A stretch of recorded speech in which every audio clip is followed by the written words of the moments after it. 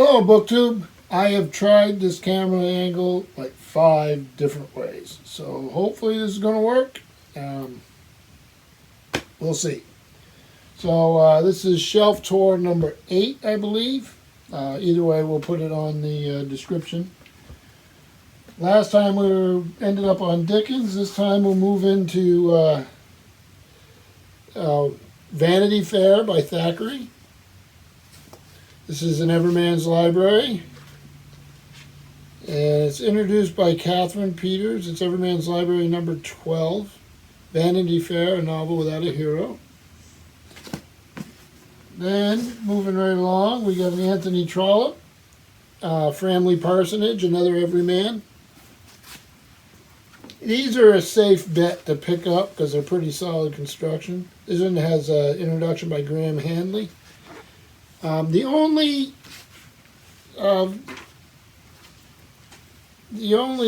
Trollope I read, what was it, The Warden, started, I think, Barchester Towers. I liked it very much. That was very well done, but I haven't read a lot of Trollope, so now I've been picking them up if I see a decent copy, and when I get enough of them, I'll start reading them.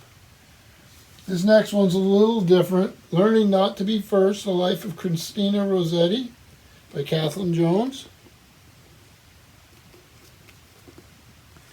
Because of the angle of this, I feel like I'm always hunched over. St. Martin's Press, New York, Thomas Dunn book. This came out in 1992. My cat's growling at me. My cat growls. It's weird. Let's see. In this new and illuminating biography of the woman some called the high priestess of pre-Raphaelitism, Kathleen Jones examines Christina Rossetti's life alongside those other 19th century women writers, notably Emily Bronte, Elizabeth Barrett Browning, and Emily Dickinson. Christina Rossetti was the youngest of 4 children, born in England to Italian parents. Although she and her brother, Dante Gabriel, were known as the Two Storms, Christina's passionate nature was curbed in a way that her brother's was not, as she submitted to the social and religious pressures that lay so heavily on Victorian women. So this thing did have a section of illustrations, and just fascinating story, group of people that interest me. But speaking of interest me, right here, this is one of my favorite writers of all time, and that's Robert Louis Stevenson. This biography was a gift to me from Steve Donahue. It's Frank McClinn's biography of Robert Louis Stevenson. And it's Random House and came out in 1993. And I'll just read you a little bit. Robert Louis Stevenson's extraordinary life had a formal structure like that of a hero in Greek myth. A difficult childhood in the care of a demon-haunted Calvinist nurse, and a battle of wills with his autocratic father were followed by marriage to a difficult woman from California. After valiant struggles with illness in the form of a lung disease, probably tuberculosis, he returned to Scotland for reconciliation with his father, and on the patriarch's death left his native land forever to die prematurely in the South Seas. And it is a fascinating story. And there's... So, and some of my favorite writing, but his life is a bit of an adventure. There was I don't have it here, I think I have it with the Maritime books, The Lighthouse Stevenson's, wonderful book. This is just an old collection of short works by Stevenson. This is edited with an introduction by Charles Needer, Doubleday and Company in New York, 1969. Excuse me. So you have A Lodging for the Night, New Arabian Nights, Providence and the Guitar, Will o' the Mill, let's see, Body Snatchers, Strange Case of Dr. Jekyll and Mr. Hyde, Isle of Voices, and there's others. Then here, double thing here. This has 2 of books I really love. The first is Treasure Island by Robert Louis Stevenson. And this is J.J. Little Ives and Company, New York. And this copy is 1948. And then with that, you have Captains Courageous by Kipling. So here, this part of the book, it looks like this. Sort of a strange setup, but and there you go. And they are illustrated. Let's see. Moving right along, well, I'll do this one first. I've actually shown this before. This is a little copy of Kidnapped, my favorite Robert Louis Stevenson, with illustrations by A.M. Trotter. It's Thomas Nelson and Sons Limited in New York, London, I mean. I'm not quite sure when this was put out. There's been so many copies of this. There's the illustrations. Nice small little volume, but I'd like to get a nicer volume of it someday. This is the part that is going to be the most challenging. This is an 18-volume set of Rudyard Kipling. Now, I know that Kipling isn't everybody's cup of tea, and a lot of times the point he's trying to make, I think, gets missed. He did live in an imperial era. He does set his stories thusly, but I think he deserves a deeper reading. Some folks may agree, some may not. So this is Rudyard Kipling's The Writing in Prose. This is Scribner's 1911. This volume happens to be Plain Tales from the Hills, and there he is there. Let me see if they've got any images inside there.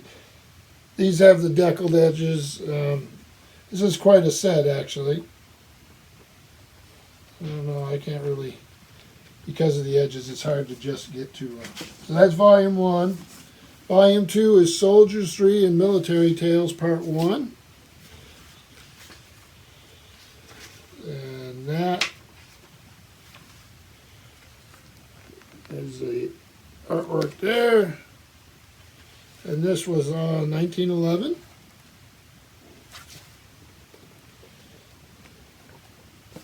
There must be a way to get to the images, but I won't take all day. Volume 3 is Soldiers 3 and Military Tales Part 2. I don't know if you can see the elephant there.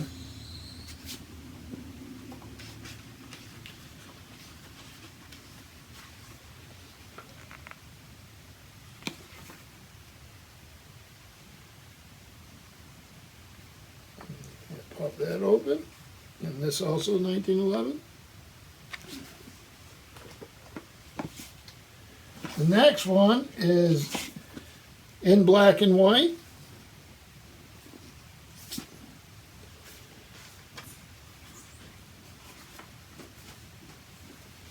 Right there. Also 1911.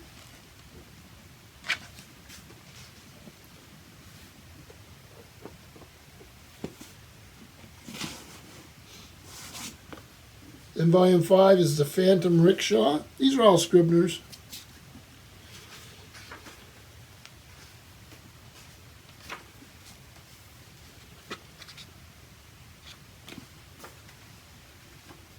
The Phantom Rickshaw and Other Stories, 1911.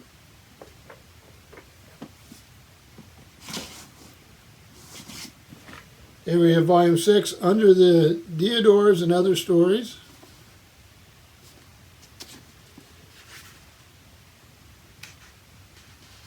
So it has the story of the Gadsbys and Wee Willie Winkie.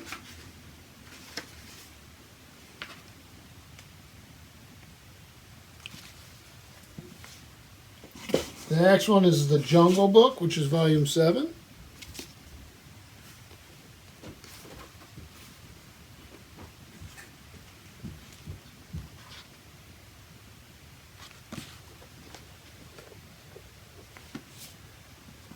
Then we have the second Jungle Book, Volume 8.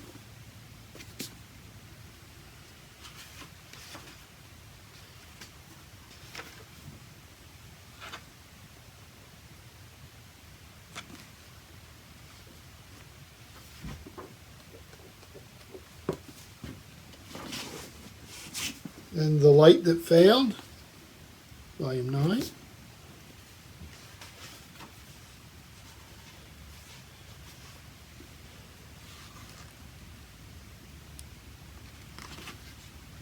Give you an idea of the type. Volume 10 is the Naulaka,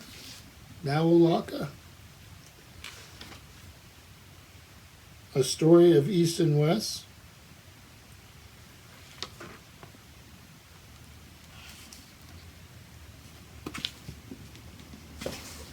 Volume 11 is Verses.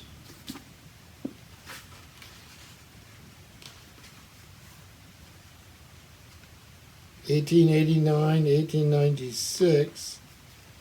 If I can get this little piece of paper there, doesn't want to go away.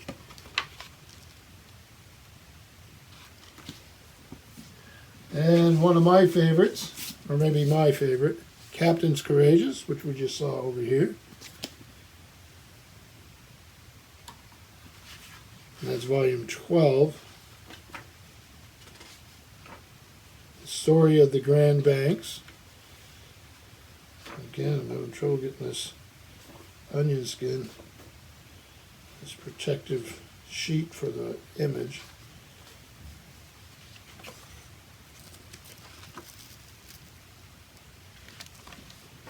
Still 1911. And volume 13, The Day's Work, Part 1.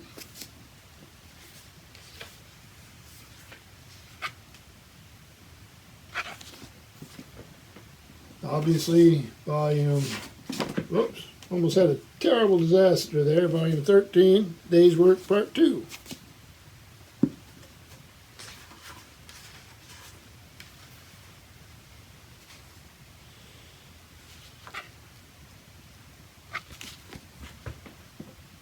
And volume 15 is From Sea to Sea, Part 1.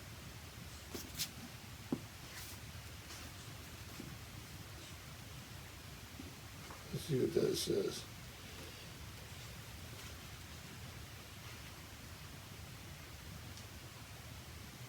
The Palace and Port of Amber.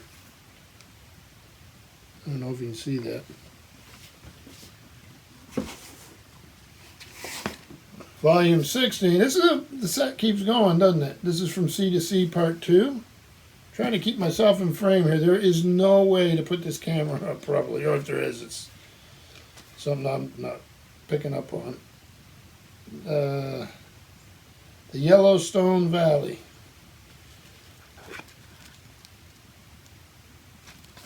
So this is Letters of Travel, Part 2.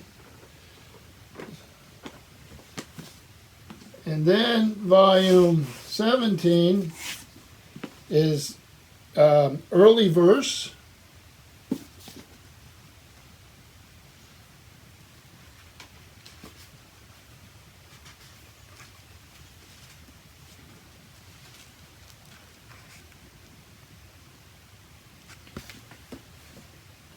And then we finish volume 18, a rather famous one.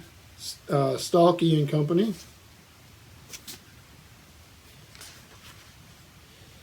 And once again, I struggle with the onion skin. So that 18 volume Scribner set, 1911. I think it was 1911 all the way through. Let me double check.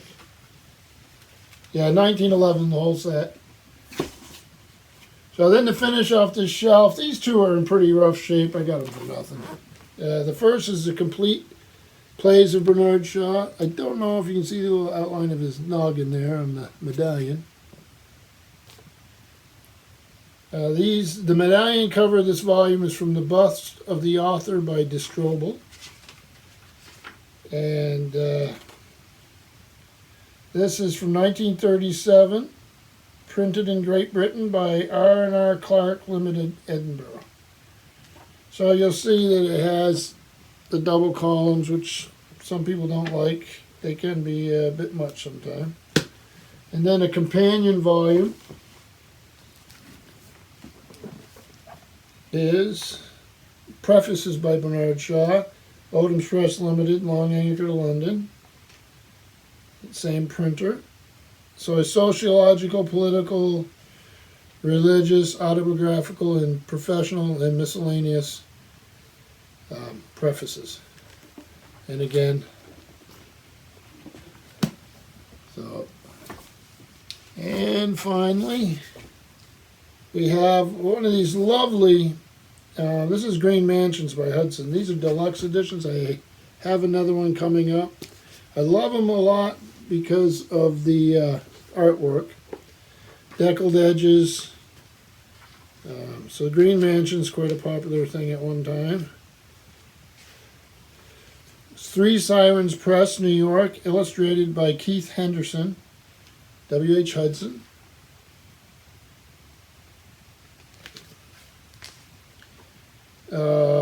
This printed in the United States of America by J.J. Little and Ives Company, New York. They do not give you a date that I can see. You can probably find out online. I have it mostly because I really, really enjoy the artwork. Like I say, I have one other of these that the artwork may actually be even better. Let me see, here's one. The other one I have is a Goethe. So basically that finished up this top shelf of the English literature. We're going to go in the next tour. Of course, we're moving forward in time a little bit. We're going to start on the next one, but we go all the way across over there, and then all the way, yeah, it's English all the way through here too. So there's quite a bit more. I'm thinking 1, 2, 3, maybe 4 more tours with English literatures, and then we'll move on. So thank you, Book 2, and we'll see you later.